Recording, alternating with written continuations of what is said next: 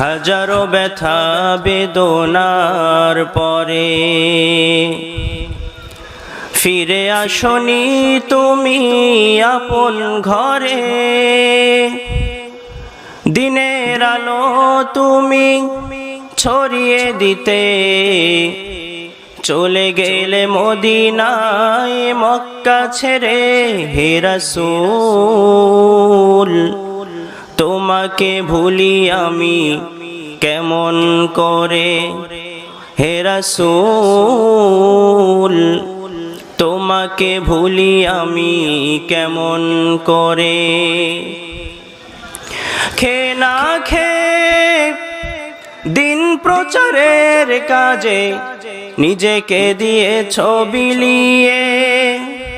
তায়েফের কাফেরেরা চিনল না সে আলো, দুষ্ট ছেলেদের পিছু দিল লেলিয়ে। পাথরের আঘাতে ক্ষত বিক্ষত হয়ে সারা শরীর থেকে রক্ত ঝরে।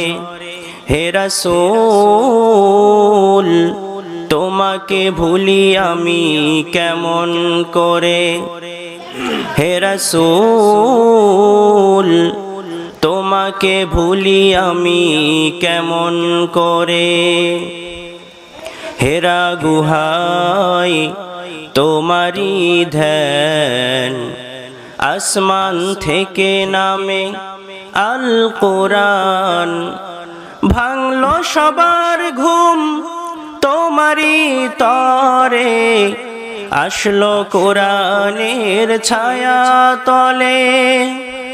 খালিদ ওমর আলী আবু বকর ইসলামী ঝান্ডা নিল যে তুলে। আল আমিন তুমি ছিলে যে সদা সকল মানুষের তরে। হে রাসূল তোমাকে ভুলি আমি কেমন করে। হে রাসূল তোমাকে ভুলি আমি কেমন করে। আলহামদুলিল্লাহ, সবাই কেমন আছেন? আলহামদুলিল্লাহ, আমিও ভালো আছি। আমাদেরকে ভালো রেখেছেন কে?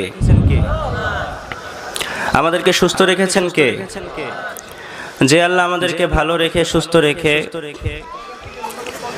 আমাদের এখানে আসার এবং বসার মতো তৌফিক দান করেছেন, সেই মহান রব্বুল আলামিনের দরবারে অন্তরের অন্তঃস্থল থেকে মনের গভীর থেকে কালিমাত শুকর আদায় করছি আলহামদুলিল্লাহ। আল্লাহ শুকরিয়া আদায় করলে লাভ না লস? যত বেশি আদায় করবেন আল্লাহ তত বেশি খুশি হয়ে যাবেন। লা ইন শাকারতুম লা আযীদান্নাকুম ওয়া লা ইন কাফারতুম ইন্না আযাবি লাশাদীদ। আল্লাহ বলেন, বান্দা নেয়ামতের শুকরিয়া আদায় করো তাহলে নেয়ামত বাড়িয়ে দিব, আর যদি শুকরিয়া আদায় না করো তাহলে নেয়ামত ছিনিয়ে নিবই, সাথে সাথে কঠিন আযাবের মধ্যে গ্রেফতার করব। এজন্য ভালো থাকি মন্দ থাকি, সুখে থাকি দুঃখে থাকি, সব সময় শুকরিয়া আদায় করতে হবে। কার? সব সময় আল্লাহ শুকরিয়া আদায় করতে হবে। মুসা আলাইহিস সালামের নাম শুনছেন না আপনারা? অনেক জবরদস্ত একজন পয়গম্বর ছিলেন। তো মুসা আলাইহিস সালাম সরাসরি তুর পাহাড়ে গিয়ে আল্লাহর সাথে কথা বলতেন, জানেন তো আপনারা? আমার আলোচনা বুঝতেছেন? সরাসরি তুর পাহাড়ে গিয়ে আল্লাহর সাথে কথা বলতেন। একদিন আল্লাহর সাথে কথা বলার জন্য তুর পাহাড়ে যাচ্ছেন, পথিমধ্যে এক লোকের সাথে দেখা। সে বলছে, আল্লাহ নবী মুসা, তুমি আল্লাহর সাথে কথা বলতে তুর পাহাড়ে যাবে, তো আল্লাহর কাছে তুমি জিজ্ঞেস করবে আমার এত ধন সম্পদ এগুলো কমে না, তো জিজ্ঞেস করবে কি করলে আমার এই ধন সম্পদগুলো কমবে। একটু পর আরেকজন লোকের সাথে দেখা। সে বলছে, আল্লাহ নবী মুসা আল্লাহর কাছে জিজ্ঞেস করবে আমাকে আল্লাহ কিছু দেয় নাই, আমার এই অভাব অনটন কেন শেষ হয় না, কি করলে আমার এই অভাব অনটন শেষ হবে। তো মুসা আলাইহিস সালাম আল্লাহর সাথে কথা বলছেন, এক পর্যায়ে জিজ্ঞেস করলেন, আল্লাহ দুইটা লোকের সাথে দেখা হয়েছিল, এই প্রশ্ন করেছে। আল্লাহ বলেন, মুসা যে ব্যক্তি বলেছে তার ধন সম্পদ কমে না, তাকে বলবে তাকে আমি যা দিয়েছি সেজন্য এটা না শুকরিয়া করে।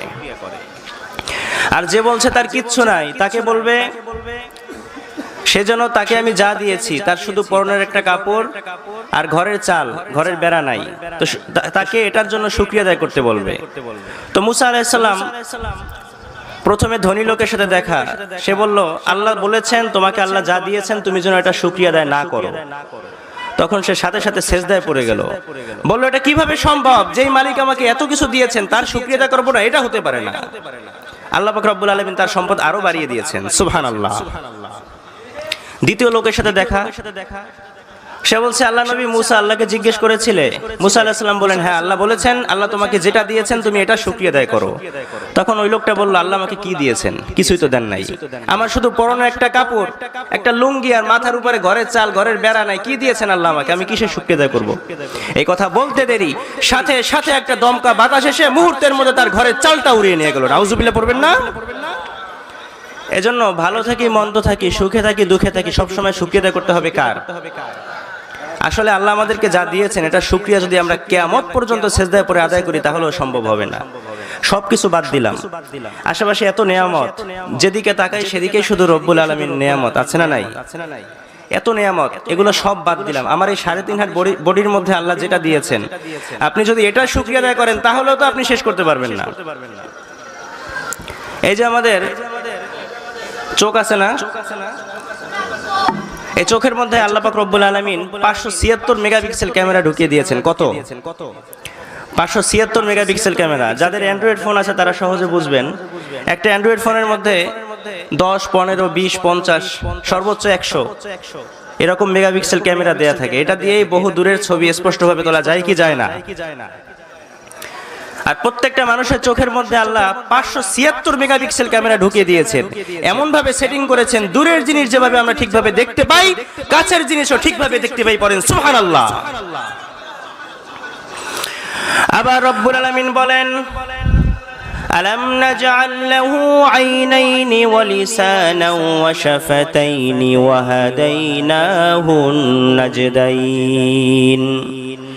রব্বুল আলামিন বলেন বান্দা আমি তোকে 2টা চোখ দিলাম, শোনার জন্য কান দিলাম, কথা বলার জন্য জিহ্বা দিলাম। সুবহানাল্লাহ। এই শুকরিয়া আমরা কিভাবে আদায় করব? এই জিহ্বার মধ্যে আল্লাহ পাক রব্বুল আলামিন এমনভাবে জিহ্বাটা সেটিং করেছেন, জিহ্বা ছাড়া কথা বলা যায়। আবার কিছু যদি আপনি খান, খেতে গেলে এই জিহ্বার মধ্যে কয়েক হাজারের বেশি স্বাদ আছে। আপনি কমলা মুখে দিলে কখনো কি মনে হয় আপনি আপেল মুখে দিয়েছেন? মনে হয় না। কিভাবে আল্লাহ সেটিং করলেন? তারপরে দেখেন কানটা কিভাবে সেটিং করলেন। এই কান যদি আল্লাহ এখানে সেট না করে এই বগলের নিচে দিতেন তাহলে আজকে আপনাদের এই আলোচনা শোনার জন্য, ওয়াজ শোনার জন্য এইভাবে হাত উপরে উঠিয়ে বসে থাকা লাগতো, ঠিক কি না? ইকোটা আরেকটু কমাই দেন। এমন ভাবে আল্লাহ সেটিং করেছেন। এরপরে চোখ যদি পিছনে থাকতো, সামনে না দিয়ে এই চোখ, নাক, তারপরে মুখ। একটা জিনিস খেতে হলে আমরা সামনে আনলে নাক অটোমেটিক ঘ্রাণ পায় কি পায় না? চোখ দেখে কি দেখে না? চোখ যদি পিছনে থাকতো তাহলে একটা জিনিস খেতে হলে প্রথমে পিছনে নিয়ে চোখে দেখাইতাম যে ঠিক আছে কিনা, এরপরে সামনে এনে নাককে শুকাইতাম ঠিক আছে কিনা, এরপরে মুখে দিতাম ঠিক কিনা। দেখছেন কি সেটিং আল্লাহ। এজন্য আল্লাহ বলেন আলাম নাজআল লাহু আইনাইন ওয়া লিসানান ওয়া শাফাতাইন ওয়া হাদাইনাহু নাজদাইন। বান্দা আমি কি তোমাকে 2টা চোখ দেই নাই? তোমাকে কি শোনার জন্য কান দেইনি? তোমাকে কি কথা বলার জন্য জিহ্বা দেইনি? তুমি এটা শুকরিয়া আদায় কিভাবে করবে? আবার রব্বুল আলামিন বলেন ওয়া হাদাইনাহু নাজদাইন। শুধু চোখ, কান আর নাক দিয়েই, জিহ্বা দিয়েই আমি ক্ষান্ত হই নাই। ওয়া হাদাইনাহু নাজদাইন। তোমাদেরকে আমি 2টা পথ দেখিয়ে দিয়েছি, একটা পথ জান্নাতের আর একটা পথ জাহান্নামের। কোন পথে চলবা ডিসিশন তোমার। এরপর আমাদের দেহের মধ্যে কিডনি আছে না, কিডনি আপনারা বলতে পারেন কিডনির কাজ কি? কিডনির কাজ হচ্ছে রক্ত পরিষ্কার করা, ঠিক না? আমাদের প্রত্যেকটা মানুষের মধ্যে 2টা করে কিডনি আছে। কয়টা? 2টা কিডনি আছে। এক একটা কিডনির ওজন কত গ্রাম জানেন? কে বলতে পারবেন? 80 গ্রাম থেকে 130 গ্রাম সর্বোচ্চ এক একটা কিডনির ওয়েট। তো এই কিডনি আল্লাহ পাক রব্বুল আলামিন 80 থেকে 100 গ্রামের মধ্যে সেটিং করলেন। বিজ্ঞানীরাও কিডনি আবিষ্কার করেছে ডায়ালিসিস করার জন্য। যাদের কিডনি নষ্ট হয় দেখবেন হাসপাতালে ডায়ালিসিস মেশিন দিয়ে এই কিডনির কাজ করতে হয় না? এই ডায়ালিসিস মেশিনের ওজন কত জানেন? আল্লাহও কিডনি তৈরি করেছেন, বিজ্ঞানীরা তৈরি করেছে। পার্থক্য এখানেই, আল্লাহর দেয়া একটা কিডনির ওয়েট 80 থেকে 100 গ্রাম, আর বিজ্ঞানীদের আবিষ্কার করা এক একটা কিডনির ওজন মাত্র 100 কেজি। কত কেজি? আলোচনা বোঝা যায়? 100 কেজি। তাহলে আপনি এই নিয়ামতের শুকরিয়া আপনি কিভাবে আদায় করবেন? এজন্য রব্বুল আলামিন বলেন, قُل لَّوْ كَانَ الْبَحْرُ مِدَادًا لِّكَلِمَاتِ رَبِّي لَنَفِدَ الْبَحْرُ قَبْلَ أَن تَنفَدَ كَلِمَاتُ رَبِّي وَلَوْ جِئْنَا بِمِثْلِهِ مَدَدًا। সাগরের জলকে কালি করে, গাছের পাতাকে খাতা করে, তোমার মহিমা লেখা শেষ হবে না, যদিও লেখি প্রভু জনম ভরে। ঠিক কিনা? রব্বুল আলামিন বলেন, قُل لَّوْ كَانَ الْبَحْرُ مِدَادًا لِّكَلِمَاتِ رَبِّي لَنَفِدَ الْبَحْرُ قَبْلَ أَن تَنفَدَ كَلِمَاتُ رَبِّي وَلَوْ جِئْنَا بِمِثْلِهِ مَدَدًا। আল্লাহ বলেন, সাগরের সমস্ত পানিগুলো যদি কালি হয়ে যায়, এই পৃথিবীর সমস্ত গাছ গাছালিগুলি যদি কলম হয়ে যায়, আর তোমরা 18,000 মাখলুকাত মিলে আল্লাহ পাক রব্বুল আলামিনের নিয়ামতের বর্ণনা লিখতে শুরু করো, লিখতে লিখতে একটা পর্যায়ে গাছ নামক কলমগুলো ভেঙে যাবে, সাগরের পানি নামক কালিগুলো শুকিয়ে যাবে, কিন্তু তারপরও রব্বুল আলামিনের নিয়ামতের বর্ণনা লিখে শেষ করতে পারবে না। সুবহানাল্লাহ। বাড়িতে গিয়া কি দিলেন আল্লাহ। এজন্য ভালো থাকি, মন্দ থাকি, সুখে থাকি, দুঃখে থাকি, সবসময় শুকরিয়া আদায় করতে হবে কার? আল্লাহ। সবসময় আপনি যে অবস্থায় থাকেন শুকরিয়া আদায় করবেন, আলহামদুলিল্লাহ পড়বেন, দেখবেন আপনার জীবনের মধ্যে আল্লাহর রহমত, আল্লাহর বারাকা এর অভাব নাই। এজন্য সবসময় আলহামদুলিল্লাহ পড়া যাবে তো ইনশাআল্লাহ?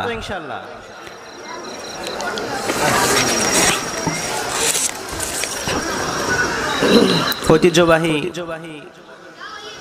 কালুপাড়া বাইতুল জান্নাত জামে মসজিদ ও এলাকাবাসীর উদ্যোগে আয়োজিত আজকের একদিন ব্যাপী ওয়াজ মাহফিল, উপস্থিত আছেন আজকের এই মাহফিলের সম্মানিত সভাপতি সাহেব জনাব মোহাম্মদ আব্দুল মজিদ তালুকদার। আল্লাহ পাক রব্বুল আলামিন ওনার হায়াতের মধ্যে বারাকা দান করুন, সবাই বলেন আমিন। প্রধান বক্তা হিসেবে উপস্থিত আছেন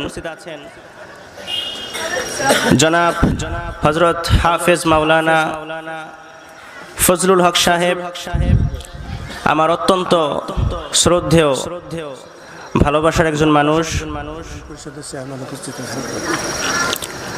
অত্যন্ত চমৎকার আলোচনা করেন। ঠিক কিনা? কোরআন এবং হাদিস থেকে আলোচনা করেন। আসলেই আলোচনা যদি কোরআন হাদিস থেকে হয় তাহলে সেই কথার মধ্যে কোনো ফাঁক ফোকর থাকে না। ঠিক কিনা? বর্তমানে মানুষ অনেক সচেতন, এখন কিচ্ছা কাহিনী চলে না, এখন মানুষ কোরআন হাদিস থেকে আলোচনা শুনে। তো চমৎকার আলোচনা করেন, শুনলে আলোচনা শোনা শুরু করলে শেষ পর্যন্ত না শুনে ওঠা সম্ভব নয়, এবং পুরো আলোচনার মধ্যে কোরআন এবং হাদিসের বাহিরে উনি একটা কথাও আলোচনা করেন না। আলহামদুলিল্লাহ, উনি আছেন আজকের প্রধান বক্তা। আল্লাহ পাক রব্বুল আলামিন ওনার ইলমের মধ্যে, হায়াতের মধ্যে আরো বারাকা দান করুন, সবাই পড়েন আমিন। আমাকে রেখেছেন বিশেষ বক্তা, আপনাদের শুকরিয়া। আমার আগে আলোচনা করেছেন আমার শ্রদ্ধেয় বড় ভাই মাওলানা মোহাম্মদ মাসুম বিল্লাহ কাশিমি সাহেব, অত্যন্ত চমৎকার নামাজ নিয়ে আলোচনা করছিলেন, আমি শুনছিলাম। অত্যন্ত চমৎকার কোরআন এবং হাদিস থেকে আলোচনা করেছেন। আল্লাহ ওনার ইলমের মধ্যে আরো বারাকা দান করুন, সবাই বলেন আমিন। আলোচনা করেছেন হাফেজ মোহাম্মদ আরিফুর রহমান বিলাল সাহেব, হাফিজাহুল্লাহ, অত্র মসজিদের সাবেক ইমাম সাহেব। উপস্থিত আছেন অত্র গৈলা ইউনিয়ন পরিষদের সম্মানিত চেয়ারম্যান সাহেব। উপস্থিত আছেন অত্র মসজিদের বর্তমান ইমাম সাহেব এবং দূর দূরান্ত থেকে আগত ইসলাম প্রেমী, কোরআন প্রেমী মুসলমান ভাইয়েরা। আল্লাহ পাক রব্বুল আলামিন যেন আজকের এই আয়োজনকে কবুল করেন, সবাই বলেন আমিন। অত্যন্ত কষ্ট করেছেন, আজকের এই মাহফিলের জন্য দীর্ঘদিন যাবৎ অক্লান্ত পরিশ্রম করে বিশেষ করে যুবক ভাইয়েরা, মুরব্বীরা পরামর্শ দিয়েছেন, যুবক ভাইয়েরা শ্রম দিয়েছেন। আপনাদের অক্লান্ত পরিশ্রমের ফসল আজকের এই মাহফিল। আল্লাহ যেন আজকের এই মাহফিলকে আমাদের সকলের জন্য নাজাতের উসিলা বানিয়ে দেন। সবাই পড়েন আমিন। সম্মানিত হাজিরিন, আমি আপনাদের সামনে পবিত্র কুরআনুল কারীমের 29 নম্বর পারার প্রথম সূরা সূরাতুল মুলক এর প্রথম আয়াত তেলাওয়াত করেছি। আল্লাহ পাক রব্বুল আলামিন যদি তৌফিক দান করেন তাহলে এই সূরার আলোকে সংক্ষিপ্ত কিছু আলোচনা করার চেষ্টা করব ইনশাআল্লাহ। আল্লাহ যেন আমার মুখ থেকে এমন কিছু কথা বের করেন যা দ্বারা আপনি আমি সবাই হেদায়েত পেয়ে যাই। সবাই পড়েন আমিন। এই সূরাটা ধারাক্রম অনুসারে কোরআনের 29 নম্বর পারায় অবস্থিত। এই সূরাটা মাক্কি সূরা। কি সূরা? উত্তর দিতে হবে, আওয়াজ করে উত্তর দিতে হবে। কি সূরা? মাক্কি সূরা। এই সূরার মধ্যে আয়াত আছে 30টা। কয়টা? 30টা আয়াত আছে। এই সূরার অনেক ফজিলত আছে। বিশ্বনবী বলেন, আল মানিয়াতু মিন আযাবিল কবর। এই সূরা যে ব্যক্তি রাত্রিবেলা তেলাওয়াত করবে তার কবরের আযাব হবে না। সুবহানাল্লাহ। এরপরে আবার বিশ্বনবী বলেন, শাফাআত লি সাহিবিহা। এই সূরা তার তেলাওয়াতকারীর জন্য আল্লাহর দরবারে সুপারিশ করবে। আবার বিশ্বনবী ফজিলতের ব্যাপারে বলেন, খাসামাত আন সাহিবিহা। এই সূরা কিয়ামতের কঠিন ময়দানে আল্লাহর সামনে দাঁড়িয়ে এই সূরা তেলাওয়াতকারীর জন্য ঝগড়া করতে থাকবে। কতক্ষণ? হাত্তা আদখালাহুল্লাহুল জান্নাহ। যতক্ষণ পর্যন্ত আল্লাহ পাক রব্বুল আলামিন ঘোষণা না দেন যে এই লোকটা জান্নাতে ঢুকবে, এই সূরা তেলাওয়াতকারী জান্নাতে ঢুকবে, ততক্ষণ পর্যন্ত এই সূরা আল্লাহর সামনে দাঁড়িয়ে ঝগড়া করতে থাকবে। সুবহানাল্লাহ পড়বেন না? আবার বিশ্বনবী বলেন, যে ব্যক্তি রাত্রিবেলা এই সূরাটা তেলাওয়াত করবে তার রাত্রিটাকে বরকতময় করে দিবেন কে? এজন্য বিশ্বনবী বলতেন, আমি চাই আমার প্রতিটা উম্মতের হৃদয়ের মধ্যে এই সূরাটা গাঁথা থাক। এজন্য এই সূরার তেলাওয়াত, এই সূরা শেখা দরকার আছে না নাই? আয়াত কয়টা? কথা বলেন। 30টা আয়াত মাত্র। সামনে রমজান মাস আসছে না? যদি আপনি পাক্কা ইরাদা করেন যে আপনি এই সূরা মুখস্থ করবেন, 30টা রোজা প্রতিদিন আপনি একটা করে আয়াত মুখস্থ করবেন। কয়টা? যদি একটা করে আয়াত মুখস্থ করেন তাহলে পুরো রমজান শেষ, আপনার সূরা মুখস্থ করা শেষ। হবে কি হবে না? এখানে যারা আছেন এই সূরাটা মুখস্থ করবেন এই রমজানের মধ্যে, ঈদের আগে এই সূরা মুখস্থ করবেন এবং আগামী দিনগুলোতে কন্টিনিউয়াসলি মৃত্যুর আগ পর্যন্ত এই সূরার আমল করবেন। এরকম কে কে আছেন? একটু হাত জাগান তো। আল্লাহু আকবার। সবাই করবেন ইনশাআল্লাহ? হাত নামান। সবাই করবেন তো? যারা করবেন না তারা হাত জাগাইয়েন না। আমরা তো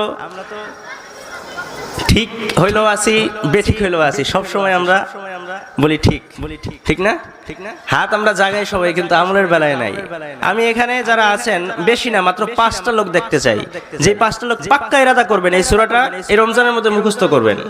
এই 5টা লোক যদি আপনি আজকে নিয়ত করেন যে আমি এই সূরাটা মুখস্থ করব এবং আমল করব, তাহলে আজকের এই মাহফিল সফল ইনশাআল্লাহ। অতএব নিয়ত করেন এই রমজানের মধ্যে সূরাটা মুখস্থ করবেন। যদি আমল করতে পারেন তাহলে আপনার কবরটাকে আযাব থেকে বাঁচিয়ে রাখবেন আপনাকে কে? কবরের আযাব আছে না নাই? কবরে যাওয়া লাগবে না? একদিন মাটির ঘরে আমাদের সবার চলে যেতে হবে। অতএব কবরে যাওয়ার আগে কবরের প্রস্তুতি নেয়া। যদি আপনি এই সূরাটা তেলাওয়াত করেন তাহলে কবরের মধ্যে আযাব হবে না। কিয়ামতের কঠিন ময়দানে এই সূরা সুপারিশ করবে, আবার আল্লাহর সামনে দাঁড়িয়ে এই সূরা ঝগড়া করতেই থাকবে। সুবহানাল্লাহ। এই সূরার আলোচ্য বিষয় হচ্ছে এই সূরা আপনার চিন্তার জগতে আলোড়ন সৃষ্টি করবে। এই সূরা আপনার চোখ খুলে দিবে। বর্তমানে আমাদের দেশে নাস্তিকতা সরাসরি আছে না নাই? আছে না? আল্লাহকে মানতে চায় না, বলে নাস্তিকরা বলে আমরা যেটা দেখি না সেটা মানি না, যেটা সরাসরি চোখে দেখি আমরা ওইটা মানি। এরকম নাস্তিক আছে না? এবং এগুলো শুনে শুনে আমাদের অনেক যুবক ভাইদের মধ্যেও প্রশ্ন জাগে যে আসলে কি আল্লাহ আছেন? তো এই নাস্তিক্যবাদ তাদের চোখে আঙ্গুল দিয়ে দেখিয়ে দেওয়ার জন্য আল্লাহ এই সূরাটা নাজিল করেছেন। সুবহানাল্লাহ পড়েন। এই সূরা আপনি যদি পড়েন, এই সূরার তাফসীর শুনেন, এই সূরা তেলাওয়াত করেন, তাহলে আপনার চিন্তার জগতে আলোড়ন সৃষ্টি হবে এবং আপনি স্রষ্টাকে চিনতে পারবেন, আপনি আল্লাহকে চিনতে পারবেন। ইমামে আজম আবু হানিফা রাহমাতুল্লাহি আলাইহি নাম শুনছেন না আপনারা? তার সময় কুফা নগরীতে একজন নাস্তিক ছিল। সে বলতো আমি যেটা দেখি না সেটা মানি না। নাস্তিকদের যুক্তিগুলো আসলে অনেক খোঁড়া যুক্তি। ওরা বলে যেটা দেখি না সেটা মানি না। আমাদের জীবনে আমরা অনেক কিছু এমন আছে যেগুলো আমরা দেখি না কিন্তু মানি, এরকম আছে না? মাথা ব্যথা কি দেখা যায়? দেখা যায়, কিন্তু আপনি মানেন না যে মাথা ব্যথা আছে। বাতাস সেটা কি দেখা যায়? বাতাস অনুভব করা যায় কিন্তু দেখা যায় না, কিন্তু আপনি কি মানেন না? নাস্তিকদের যুক্তিগুলো অনেক খোঁড়া। তো ইমামে আজম আবু হানিফা রাহমাতুল্লাহি আলাইহির সময় নাস্তিক বলছিল যে আমি আল্লাহকে মানি না, কারণ ওনাকে দেখি না। তো লোকেরা বলল আমাদের একজন ইমাম আছেন, যদি আপনি ওনার কাছে কিছু সময় বসেন তাহলে আপনি আল্লাহকে দেখতে পারবেন। তখন নাস্তিক বলল তাই নাকি, তাহলে একটা সময় নির্ধারণ করো। আজকে জুমাবার না, শুক্রবার না, এই জুমার দিন জোহরের নামাজ, জুমার নামাজের পরে ঠিক ভর দুপুর 2টা বাজে বিশাল ময়দানের মধ্যে আয়োজন করা হলো বিশাল সমাবেশে। সেখানে ইমামে আজম আবু হানিফা তিনি ওই নাস্তিককে আল্লাহকে চিনাবেন। তো ঠিক দুপুরবেলা 2টা বাজে সবাই হাজির, নাস্তিক হাজির, লাখ লাখ মানুষ হাজির, কিন্তু ইমামে আজম আবু হানিফার খবর নাই। আধা ঘন্টা, 1 ঘন্টা, 2 ঘন্টা হয়ে গেছে, 2 ঘন্টা পরে উনি হাজির। এবার নাস্তিক বলতেছে এই তোদের ইমাম, যার সময়ের জ্ঞানী নাই, এর সাথে কিসের তর্ক? মানে তখন সময়ের জ্ঞানী নাই। তখন ইমামে আজম আবু হানিফা বললেন আমার একটা ওজর আছে। কি ওজর? তো তিনি বললেন আমার বাড়ি থেকে আসতে প্রতিমধ্যে একটা নদী বাজে। তো এই নদী খেয়া ছাড়া, নৌকা ছাড়া পার হওয়া যায় না। আমি যখন আজকে বাড়ি থেকে আগে ভাগেই বের হয়েছিলাম, কিন্তু যখন নদীর কিনারে আসলাম তখন দেখলাম কোনো নৌকা নাই। তো আমি চিন্তা করছিলাম কিভাবে নদী পার হবো। হঠাৎ করে দেখলাম নদীর পাশে একটা বিশাল গাছ, ওই গাছটা অটোমেটিক কেটে গেছে।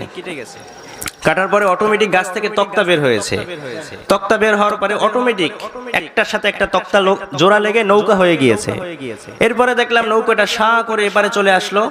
আমি নৌকার উপরে উঠে বসলাম, নৌকাটা আমাকে নিয়ে আবার শাঁ করে এপারে দিয়ে গেল। তো এই যে গাছ থেকে তক্তা, তক্তা থেকে নৌকা, নৌকা থেকে অটোমেটিক চলা, এই যে প্রসেসিং হয়েছে, এটা হতে আমার 2 ঘন্টা সময় লেগেছে।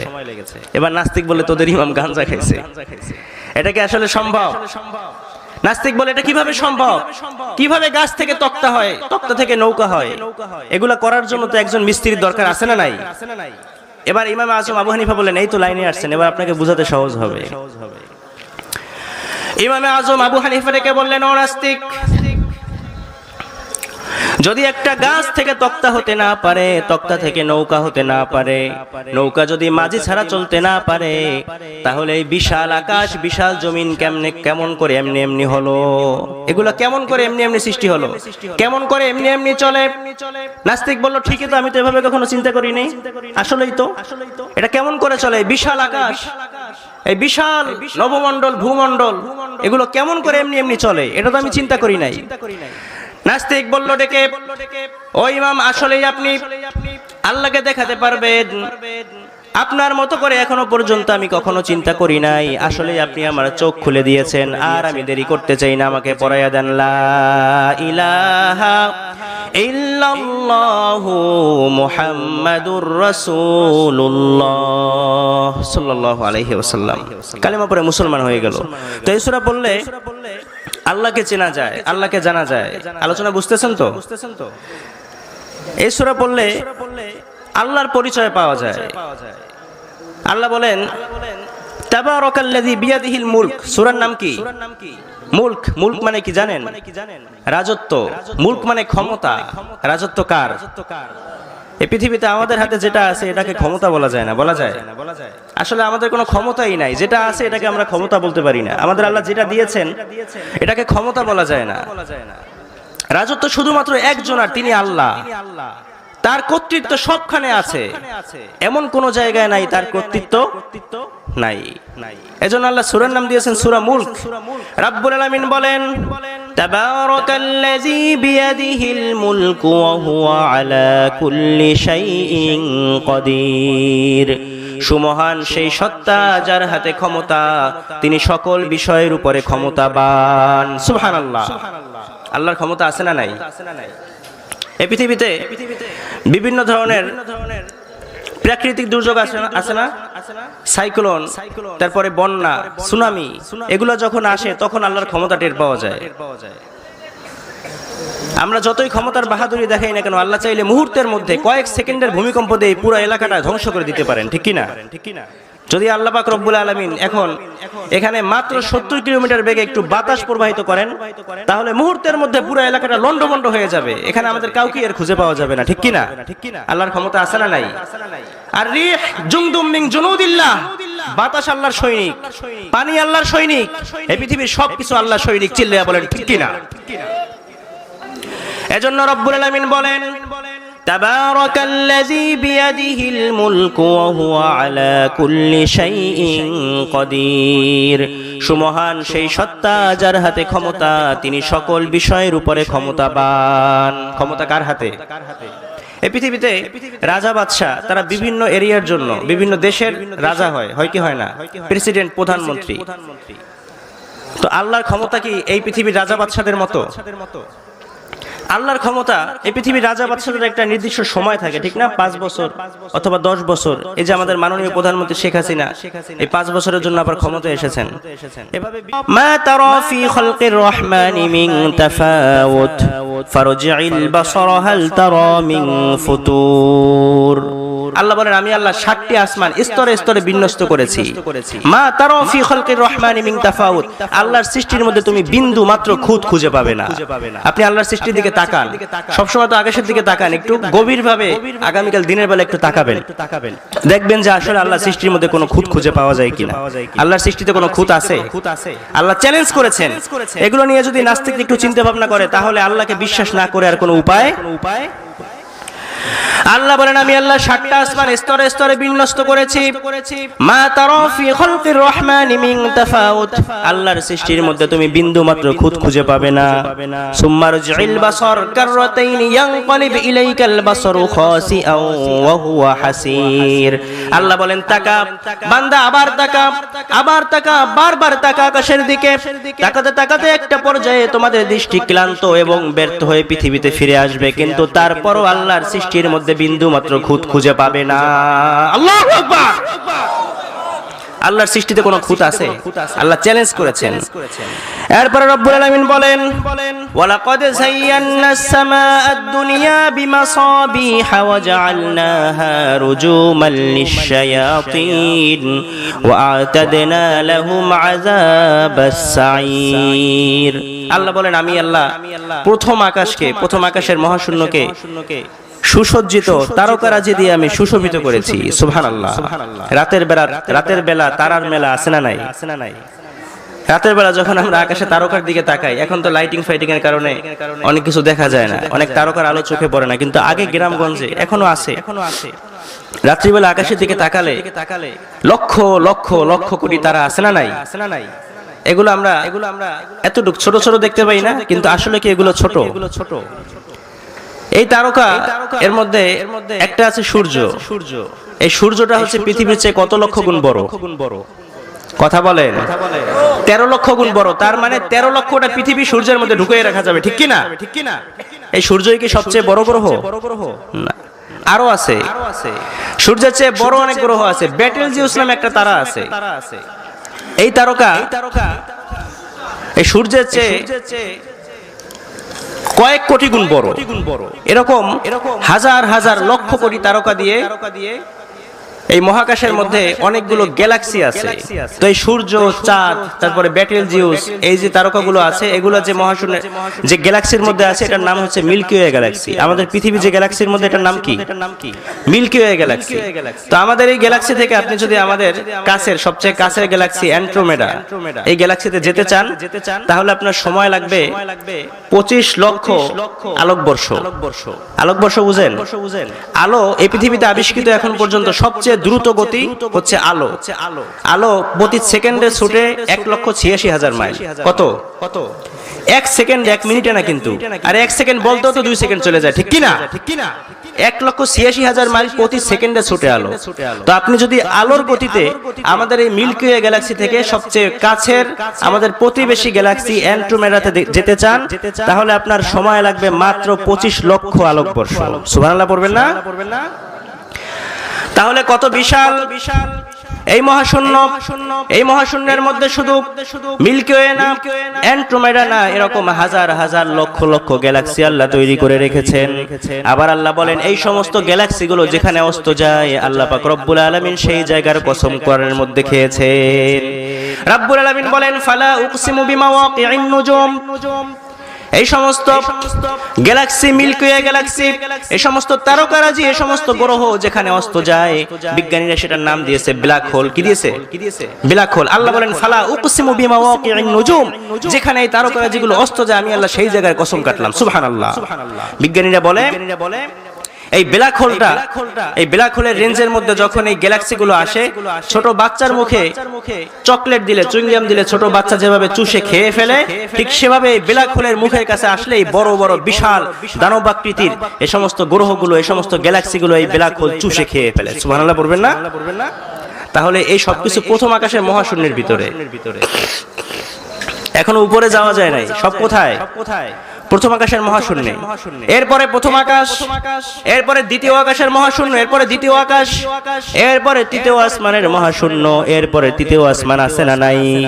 বিশ্বনবী বলেন প্রথম আসমানের তুলনায় দ্বিতীয় আসমান কত বড়। শোনো শোনো, বিশাল মরুভূমির মধ্যে যদি সাহারা মরুভূমির মধ্যে তোমার হাতের আংটিটা রেখে দাও, তাহলে সারা মরুভূমির তুলনায় তোমার আংটিটা যত ছোট, দ্বিতীয় আসমানের তুলনায় প্রথম আসমানটা তত ছোট। সুবহানাল্লাহ। তাহলে কি সৃষ্টি করেছেন আল্লাহ? আপনি একটু কল্পনা করেছেন? আমরা সামান্য একটু জায়গা, এই পৃথিবী, আপনি যদি গ্যালাক্সির দিকে তাকান, গুগলে সার্চ করে, এই পৃথিবী একটা বিন্দুর মতো দেখা যায়। এই বিন্দুর মধ্যে আমরা আছি। এখানে গইলা, কালুপাড়া, এখানে এই মাঠটা মোটামুটি বড় মনে হয়। এরপরে গইলা কত বড় একটা ইউনিয়ন, ঠিক কিনা? এরপর এর মধ্যে আগলঝাড়া উপজেলা কত বড় একটা থানা, ঠিক না?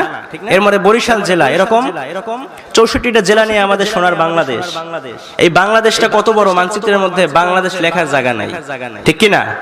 মানচিত্রে দেখবেন যে মানচিত্রে বাংলাদেশ লেখার জায়গাটা পর্যন্ত নাই।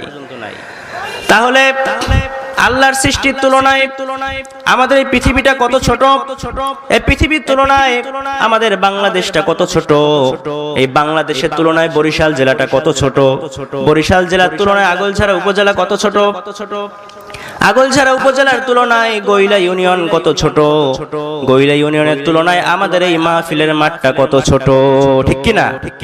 আর আমরা কত ছোট ছোট, আমাদের কোনো অস্তিত্ব আছে? আপনি এই যে বিশাল আল্লাহর সৃষ্টিরাজি, এগুলোর মধ্যে যদি আমাকে আপনাকে রাখা হয়, আমাকে আপনাকে কোনো খুঁজে পাওয়া যাবে? কোন অস্তিত্ব আছে আমাদের? তাহলে কিসের আমাদের এত অহংকার? একটা ল্যাংড়া মশা মোকাবেলা করার মতো ক্ষমতা আমাদের? কিসের এত অহংকার? আমাদের তো অহংকারের জ্বালায় পা মাটিতেই পড়ে না। আমরা সামান্য একটু এরিয়ার ক্ষমতা পেয়ে আমাদের দাপট, 2 দিনের দাপটে মনে হয় যে সবকিছু আমাদের হাতের নাগালে চলে এসেছে। আমাদের চেয়ে বড় ক্ষমতাধর ছিল নমরুদ, ঠিক কিনা? নমরুদের যে ক্ষমতা ছিল আল্লাহ দিয়েছেন, সারা পৃথিবীর বাদশা ছিল নমরুদ। কিন্তু শেষ পরিণতি ইব্রাহিম আলাইহিস সালামকে না মানার কারণে শেষ পরিণতি ল্যাংড়া মশার কামড় খেয়ে পৃথিবী থেকে বিদায় নিয়েছে, ঠিক কিনা? ফেরাউন বলেছিল আনা রব্বুকুমুল আ'লা, আমি সবচেয়ে বড় রব। মুসা আলাইহিস সালামের সামনে ফেরাউন নিজের খোদাইত্ব জাহির করার চেষ্টা করেছিল। আল্লাহ পাক রব্বুল আলামিন তার সাথে গাদ্দারি করার কারণে নীল নদে চুবিয়ে পানি খেয়ে খাইয়ে মেরেছেন, ঠিক কিনা? নীল নদে পানি খাইতে খাইতে যখন তার পেটটা এরকম ফুলছে আর পারে না, তখন সে হাত জাগায় বলছে আল্লাহ আমি মুসার উপরে এবং মুসার রবের উপর ঈমান আনলাম। আল্লাহ বলেন টাইম ইজ আপ, সময় শেষ, এখন আর ঈমান আনলে কোনো কাজ হবে? রব্বুল আলামিন বলেন আল-ইয়াওমা নুনাজ্জিকা বিবাদানিকা লিতাকুনা লিমান খালফাকা আয়া ওয়া ইন্না কাসীরাম মিনান নাসি আন আয়াতিনা লাগাফিলুন। আল্লাহ বলেন এখন আর ঈমান আনলে কাজ হবে না, আজীবন বলেছি ঈমান আনো। মুসা বারবার তোমাকে দ্বীনের দাওয়াত দিয়েছে, তুমি মুসাকে হত্যা করার জন্য দেশ থেকে বিতাড়িত করেছো, করেছে কি করে নাই? মুসা যেন দুনিয়াতে আসতে না পারে হাজার হাজার শিশুকে হত্যা করেছ, লাখ লাখ শিশুকে হত্যা করেছ, তোমাকে মুসা দ্বীনের দাওয়াত দিয়েছে, তারপরেও ঈমান আনো নাই। এখন যখন পানি খেতে খেতে এখন আর দেখো যে উপায় নাই, এখন তুমি ঈমান আনো, তোমার এখন আর ঈমান আনে কোনো কাজ হবে? রব্বুল আলামিন বলেন আল-ইয়াওমা নুনাজ্জিকা বিবাদানিকা লিতাকুনা লিমান খালফাকা আয়া, আল্লাহ বলেন আজকে আর ঈমান আনলে কাজ হবে না, তোমার এই দেহটাকে আমি পরবর্তী প্রজন্মের জন্য সংরক্ষণ করব। তোমার এই দেহ মাছে খাবে না, পোকে খাবে না, পানিতে পচবে না। তোমার এই দেহটা পরবর্তী প্রজন্ম দেখবে আর শিক্ষা গ্রহণ করবে আল্লাহর সাথে গাদ্দারি করার পরিণতি কি হতে পারে। অতএব কি আমাদের ক্ষমতা, আমাদের কি আছে? কোনো ক্ষমতাই আসলে আমাদের নাই। সামান্য একটু ভূমিকম্প হলে পাগলের মতো সবাই দৌড় মারে। কয়েক সেকেন্ড যদি ভূমিকম্প হয় তাহলে তো অবস্থা খারাপ, ঠিক কিনা? এজন্য অহংকার করা যাবে? আল্লাহ বলেন যারা অহংকার করে তারা যেন আমি আল্লাহর কুদরতি চাদর ধরে টানাটানি করে। আল্লাহ কখনো অহংকারকারীকে ভালোবাসবেন না। এজন্য রব্বুল আলামিন বলেন وَلَقَدْ زَيَّنَّا السَّمَاءَ الدُّنْيَا بِمَصَابِيحَ وَجَعَلْنَاهَا رُجُومًا لِلشَّيَاطِينِ وَأَعْتَدْنَا لَهُمْ عَذَابَ السَّعِيرِ। আল্লাহ বলেন আমি আল্লাহ প্রথম আকাশের মহাশূন্যকে চমৎকার তারকারাজি দিয়ে সুশোভিত করেছি, যেন তোমরা তাকালেই তোমার কলিজাটা ঠান্ডা হয়ে যায়। হয় কি হয় না? মন খারাপ, আপনি রাতের বেলা ছাদে উঠে আপনি আকাশের দিকে তাকিয়ে থাকেন, কত সময় দেখবেন আপনার মনটা ভালো হয়ে যাবে। আবার মাঝে মাঝে দেখবেন কিছু তারকা মনে হয় আকাশ থেকে খসে পড়ে, এরকম মনে হয় না? আমরা বলি উল্কাপিণ্ড, কি বলি? যে উল্কা পতন হয়। আর আল্লাহ বলেন রুজুমান লিশ-শায়াতিন, এগুলো হচ্ছে যে সমস্ত জিন শয়তান যেগুলো আরশের কিনারায় যায় ফেরেশতাদের কথা শোনার জন্য, ফেরেশতারা এই তারকা ধরে ওগুলোর উপরে নিক্ষেপ করে শাস্তি দেওয়ার জন্য। আল্লাহ বলেন রুজুমান লিশ-শায়াতিন, এই জিন শয়তানের উপরে তারকারা যে নিক্ষেপ করে। আল্লাহ এই তারকাকে সৌন্দর্যের জন্য সৃষ্টি করেছেন, আবার এই তারকা দিয়ে জিন শয়তানদেরকে শাস্তি দেন কি দেন না? এরপরে রব্বুল আলামিন বলেন وَأَسِرُّوا قَوْلَكُمْ أَوْ اجْهَرُوا بِهِ إِنَّهُ عَلِيمٌ بِذَاتِ الصُّدُورِ أَلَا يَعْلَمُ مَنْ خَلَقَ وَهُوَ اللَّطِيفُ الْخَبِيرُ। আল্লাহ বলেন وَأَسِرُّوا قَوْلَكُمْ أَوْ اجْهَرُوا بِهِ, গোপনে যদি কোনো কথা বলো সেটাও আমি আল্লাহ শুনতে পাই, আমি আল্লাহ দেখতে পাই। প্রকাশ্যে যদি কোনো কথাও বলো সেটাও দেখতে পাই কে?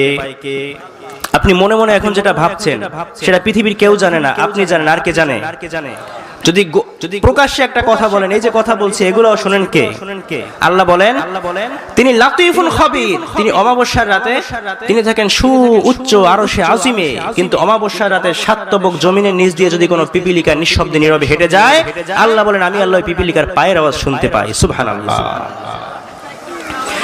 এজন্য আল্লাহ বলেন বান্দা গোপনে কোনো কাজ করো, গোপনে কোনো কথা বলো, গোপনে কোনো গুনাহের কাজ করো, পৃথিবীর কেউ দেখে না, দেখে কে? আবার প্রকাশ্যে যদি কোনো কাজ করো সেটাও পৃথিবীর কেউ দেখে না, দেখলেও দেখতে পারে, কিন্তু সবকিছু দেখেন কে? সবকিছু দেখেন। আল্লাহ বলেন যে আমি আল্লাহ সূক্ষ্মদর্শী, আমি আল্লাহ সবকিছু সম্পর্কে অবগত।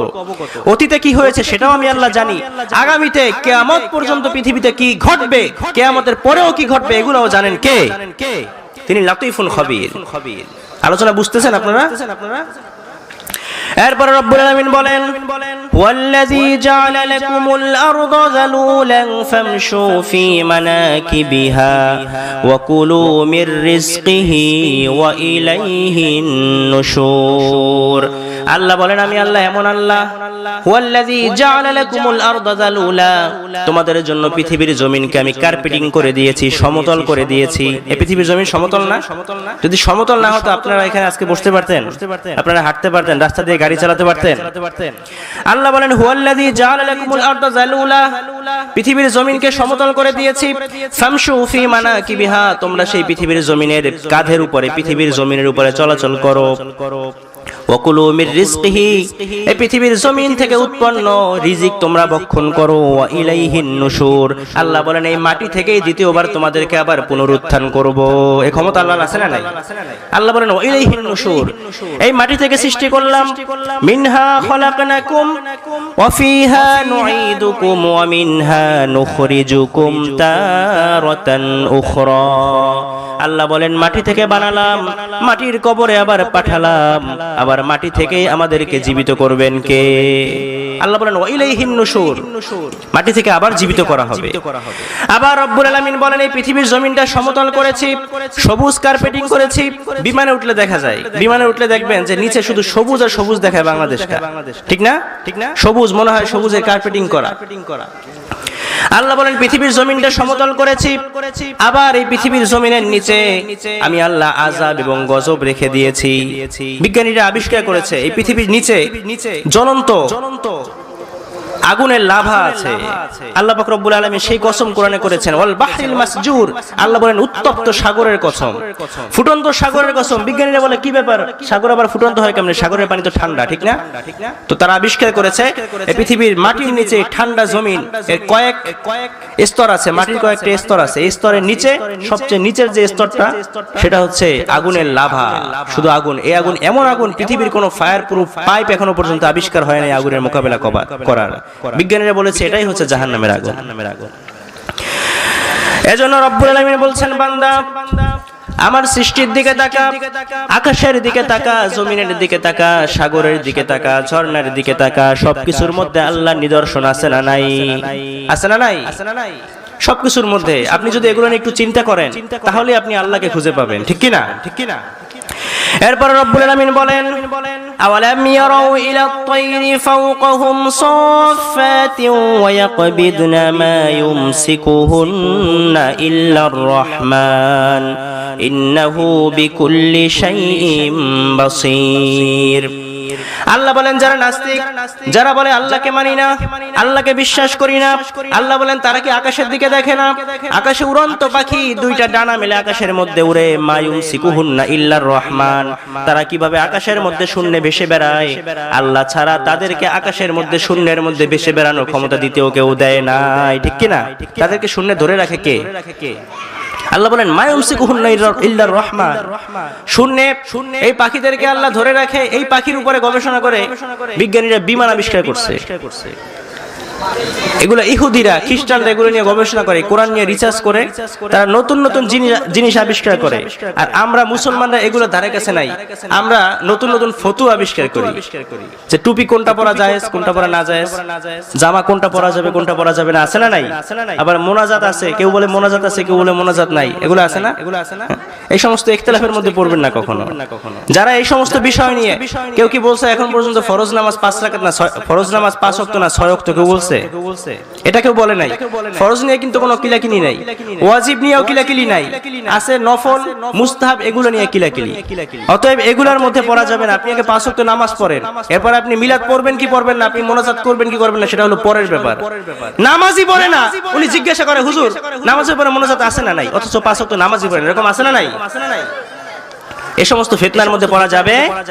যারা এই সমস্ত মাসাইল নিয়ে সমাজের মধ্যে ইখতিলাফ করে, বুঝতে হবে ওরা উলামায়ে কেরাম না, ওরা সমাজের মধ্যে মুসলমানদের মধ্যে ফাটল ধরাতে চায়। এই সমস্ত কথায় পড়া যাবে। রব্বুল আলামিন বলেন, আমি আল্লাহ কিভাবে পাখিদেরকে শূন্যে উড়াই, কিভাবে ওরা শূন্যের মধ্যে ভেসে বেড়ায়।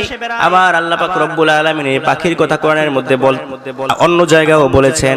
আল্লাহ বলেছেন এই পাখি হচ্ছে আমার সেনাবাহিনী, এই সেনাবাহিনী নিয়ে আমি আমার ঘর কাবাকেও হেফাজত করেছি। করছেন না?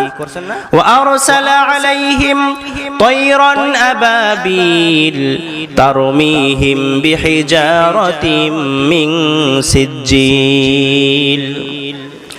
আবার কাবা ভাঙতে এলে পাঠাওয়া বাবিল,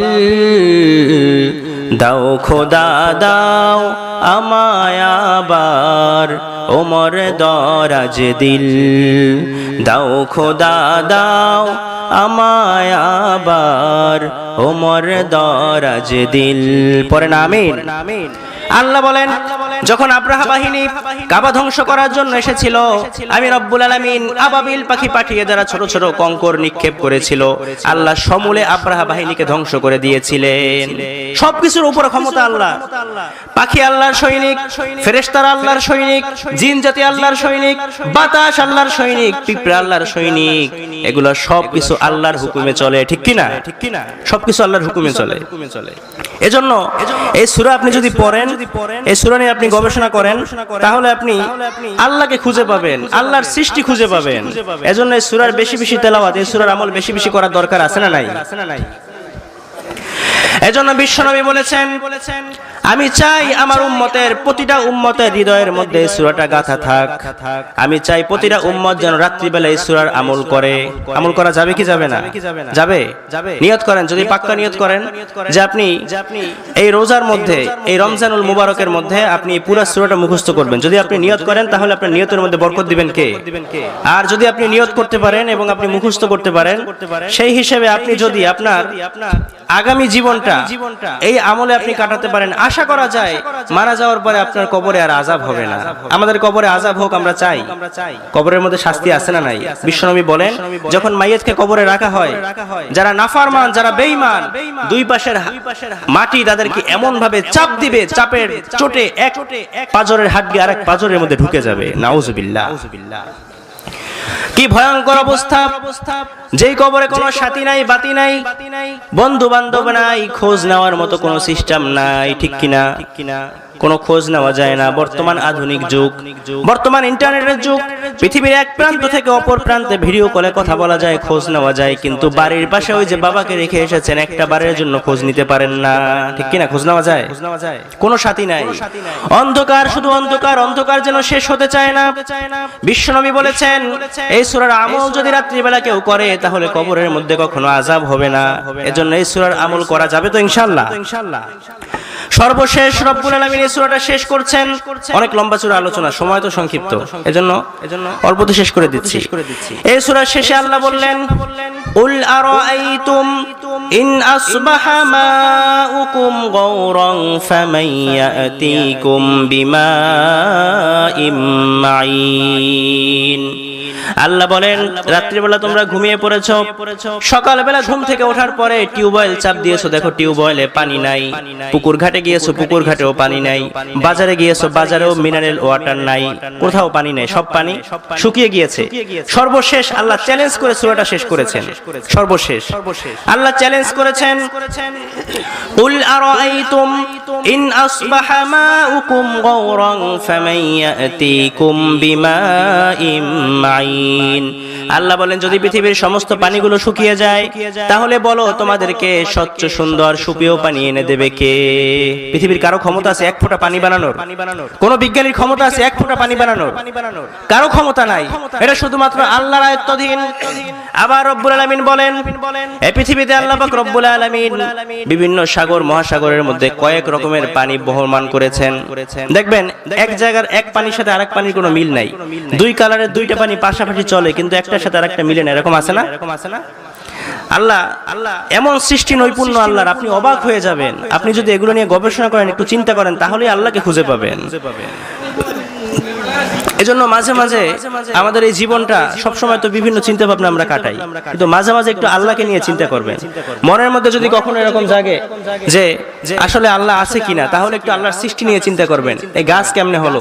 পৃথিবীর সমস্ত বিজ্ঞানীরা মিলে যদি চেষ্টা করে তাহলে এরকম একটা গাছ বানাতে পারবে? সম্ভব? এরকম একটা গাছের পাতা বানাতে পারবে? কোশ্চেন কালেও সম্ভব না। বানাতে পারবে, রোবট বানাতে পারবে। রোবট বানিয়েছে অত্যাধুনিক ইন্টেলিজেন্স রোবট, রেস্টুরেন্টে খাবার সাপ্লাই দেয়, বিভিন্ন কাজকর্ম করে, কিন্তু মানুষকে যেভাবে আল্লাহ সৃষ্টি করেছেন রোবট কি সেভাবে পারে নাকি? পারে। এই যে আমরা দেখেন, এই যে হাতের মধ্যে আল্লাহ ভাঁজ দিয়েছেন, আমরা একদম গোল করে ভাঁজ করতে পারি, ঠিক না? এরপর একটা জিনিস আমরা চমৎকার ভাবে ধরতে পারি, রোবট কি সেভাবে ধরতে পারে? আমরা যেভাবে হাঁটতে পারি, রোবট কি সেভাবে হাঁটতে পারে? ও হাঁটে, একটু ওর হাঁটার মধ্যে একটা মেশিনারি ভাব আছে না নাই? কিন্তু মানুষ কেমন ভাবে আল্লাহ সৃষ্টি করেছেন আপনি একটু কল্পনা করেছেন? কিভাবে আল্লাহ এই হার্ট দিলেন, কিভাবে আল্লাহ চোখ দিলেন, কিভাবে আল্লাহ কান দিলেন শোনার জন্য, কিভাবে নাক দিলেন, কিভাবে আল্লাহ মুখ দিলেন কথা বলার জন্য, জিহ্বা দিলেন, জিহ্বা দিয়ে আবার আমরা কথাও বলি, আবার জিহ্বা দিয়ে আমরা বিভিন্ন খাবারের স্বাদও নেই, ঠিক না? আবার গলা দিলেন কথা বলার জন্য। চমৎকার একটা অবয়বে আল্লাহ মানুষ সৃষ্টি করলেন। আল্লাহ বললেন, এই পৃথিবীর সমস্ত মানুষদের দেহগুলো মায়ের গর্ভে ফেরেশতারা তৈরি করে, কিন্তু রব্বুল আলামিন প্রত্যেকটা মানুষের চেহারাটা আল্লাহ নিজ হাত দিয়ে তৈরি করেন। সুবহানাল্লাহ। এজন্য দেখতে যেমনই হোক, সাদা হোক কালো হোক, হ্যাঁ, দেখতে যেমনই হোক, কখনো তিরস্কার করা যাবে না। কখনো কারো অবয়ব নিয়ে কখনো আপনি হাসি ঠাট্টা করবেন না, কারণ বানিয়েছেন কে? অত্যন্ত ভালোবেসে মহব্বত করে আল্লাহ বানিয়েছেন। সূরাতুল হুজুরাতের মধ্যে আল্লাহ বলেছেন, যারা মানুষের অবয়ব নিয়ে যারা হাসি ঠাট্টা করে, যারা মানুষের নাম নিয়ে হাসি ঠাট্টা করে, আল্লাহ পাক রব্বুল আলামিন বলেন এগুলো কবিরা গুনাহ, যতক্ষণ পর্যন্ত তওবা না করবে ততক্ষণ পর্যন্ত মাফ হবে না। এজন্য কখনো এগুলো করবেন না। এজন্য সম্মানিত উপস্থিতি, রব্বুল আলামিন বলছেন, قل أرأيتم إن أصبح ماؤكم غورا فمن يأتيكم بماء معين।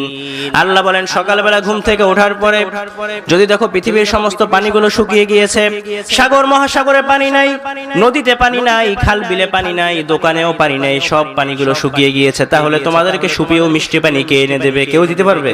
পৃথিবীর কারো ক্ষমতা আছে? এই সুন্দর ফুল, সুন্দর ফল, মিঠা নদীর পানি, আল্লাহ তোমার মেহেরবানি। ঠিক কিনা? এই চমৎকার ফুল ফল, এই মিঠা নদীর পানি আল্লাহর অত্যন্ত মেহেরবানি। এগুলো যদি না থাকতো পৃথিবীর জমিনে আমাদের বসবাস করা সম্ভব হতো? আবার মিষ্টি পানি, লবণাক্ত পানি আছে না? লবণাক্ত পানি কি খাওয়া যায়? খাওয়া যায় না। আমাদের খাওয়ার জন্য আল্লাহ আবার মিষ্টি পানি বানায়। যদি আল্লাহ পৃথিবীর সমস্ত পানিগুলোকে লবণাক্ত করে দেন, তাহলে এই পানি মিষ্টি করার মতো ক্ষমতা আমাদের পৃথিবীর কারো নাই। এজন্য রব্বুল আলামিন বলছেন, এই সূরাটা আমাদের চোখ খুলে দিবে, আমাদের চিন্তার জগতে আলোড়ন সৃষ্টি করবে। যারা বলে আল্লাহকে বিশ্বাস করি না, না দেখে কিছু মানতে চাই না, আল্লাহ বলেন আমার সৃষ্টি নিয়ে গবেষণা করো, আমার সৃষ্টির দিকে তাকাও, তাহলেই আমি আল্লাহকে খুঁজে পাবে। এই সূরার পরতে পরতে প্রতি আয়াতের মধ্যে প্রতিটা রন্ধে রন্ধে আল্লাহর সৃষ্টি নিয়ে আল্লাহ চ্যালেঞ্জ ছুড়ে দিয়েছেন, গবেষণা করেছেন, গবেষণাধর্মী কথা বলেছেন। আল্লাহ বলেছেন তোমরা চিন্তা করো এগুলো নিয়ে, আমার এই সূরাটা পড়ো। আপনি বাড়িতে গিয়ে মাঝে মাঝে অবসর সময় কোরআনের বঙ্গানুবাদ পাওয়া যায় না, আপনি সূরা মুলকের অর্থ সহ তেলাওয়াত করবেন, দেখবেন কি চমৎকার ভাবে আল্লাহ পাক রব্বুল আলামিন প্রেজেন্টেশন করেছেন এই সূরাটাকে, কি চমৎকার ভাবে আল্লাহ সাজিয়েছেন, কি চমৎকার ভাবে আল্লাহ এই সূরার মধ্যে তার নিয়ামত রাজির বর্ণনা দিয়েছেন।